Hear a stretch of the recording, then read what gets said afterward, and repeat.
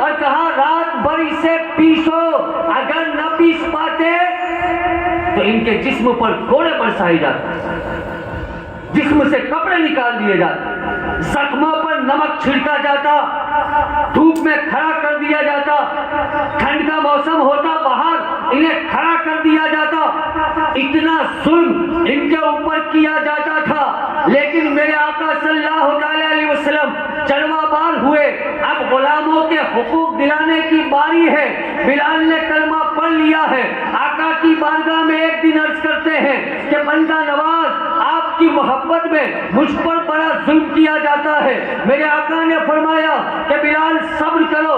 ابو بکر نے اپنی آنکھوں میں آنسو دیکھے، ابو بکر بلال کو خرید کر لاتے ہیں، اور لانے کے بعد میرے آقا صلی اللہ علیہ وسلم نے ارشاد فرمایا کہ اے بلال، ایک وقت ایسا آئے گا کہ آج جب تجھے امیہ بلاتا ہے تو جاتا ہے، تجھے ابو جہل بلاتا ہے تو جاتا ہے، ابو لہب بلاتا ہے تو جاتا ہے، لیکن ایک وقت آئے گا کہ تو بلائے گا، ابو بکر آئے گا تو بلائے گا، عمر آئے گا تو بلائے گا، عثمان آئے گا تو بلائے گا، علی آئے گا تو بلائے گا، زبیر آئے گا تو بلائے گا، طلحہ آئے گا تو بلائے گا، ابو ذر غفاری آئے گا۔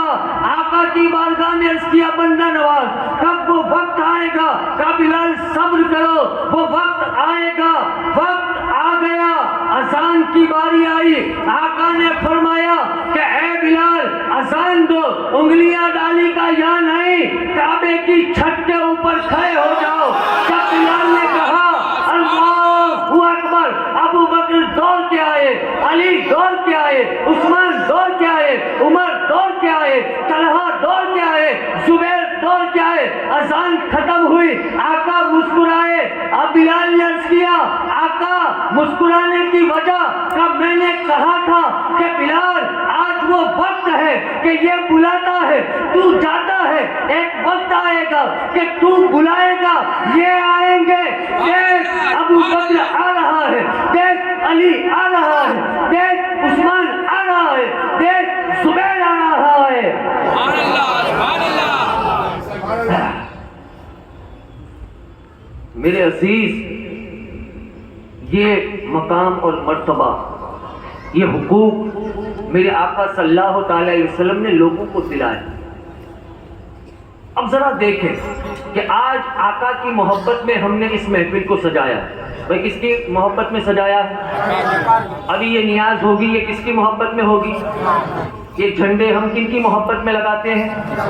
آقا کی محبت میں لگاتے ہیں کہ نہیں؟ تو واقعی ہم ایسا کیوں کرتے ہیں؟ کیونکہ ہم بولیں ارے بھائی سنی ہے کہ نہیں؟ سنی ہے، اس لیے ہم یہ عمل کرتے ہیں، لیکن ہم کرتے کیا نہیں؟ نماز نہیں پڑھتے۔ کیا نہیں پڑھتے؟ نماز۔ اب جیسے نماز کی بات آئے گی، ہمارا جو نوجوان طبقہ ہے وہ بات کرنا شروع کر دے گا، شروع کر دیں، ہو گیا ٹائم، ہے کہ نہیں؟ بولیں نماز کی بات ہم سنیوں کو اچھی نہیں لگتی، کوئی عالم اگر نہ کہے تو اچھا، ہم سبحان اللہ کرتے رہیں، لیکن ایسی کوئی بات نہ کرے کہ جس سے ہمیں کچھ کرنا پڑے۔ میرے عزیز، میرے آقا صلی اللہ تعالی علیہ وسلم ارشاد فرماتے ہیں الصلاۃ عماد الدین، من قام الصلاۃ فقد قام الدین، من حتم الصلاۃ فقد حتم الدین۔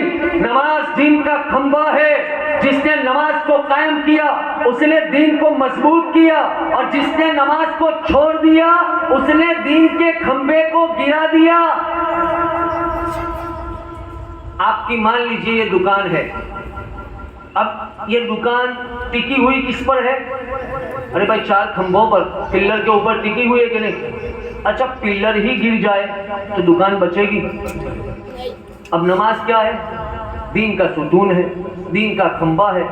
ہم نے اپنے دین کے کھمبے کو کتنا کمزور کر کے رکھا، کتنا کمزور ہے کہ آج ہمارے پاس عالی شان مسجدیں ہیں، ایئر کنڈیشن مسجدیں ہیں، لیکن ہمارے پاس نمازی نہیں ہے۔ علامہ اقبال ایک سفر پہ گزرے علامہ اقبال کا نام سنا ہے کہ نہیں؟ بول کے بتائیں. ایک سفر پہ نکلے, راستے میں نماز کا وقت ہوا, ایک مسجد میں چلے گئے اور انتظار کرنے لگے کہ مؤذن آئے اور مولانا صاحب آئے تو میں جماعت کے ساتھ نماز پڑھوں. مؤذن آیا, اس نے اذان دی, نماز پڑھی اور جانے لگا. کچھ دیر کے بعد امام صاحب آئے اور انہوں نے نماز پڑھی اور وہ بھی جانے لگے. علامہ اقبال نے پکڑے, کہا مولانا صاحب جماعت کا نہیں, ہمارے دو کے علاوہ تیسرا کوئی آتا ہی نہیں, جماعت کا مسئلہ ہی نہیں. مؤذن اذان دیتا ہے اور میں نماز پڑھ کے نکل جاتا ہوں, وہ بھی نماز پڑھ لیتا ہے. علامہ اقبال وہی بیٹھ گئے. کہا ایسا کیوں, نمازی کیوں نہیں ہے؟ مسلمانوں کی بستی نہیں ہے؟ کہا نہیں ہے, مسلمانوں کی بستی ہے, لیکن یہ جو جگہ تھی اس پر غیر قبضہ کرنے والے تھے, تو ہم نے راتوں رات یہاں پر پیسے لگا کر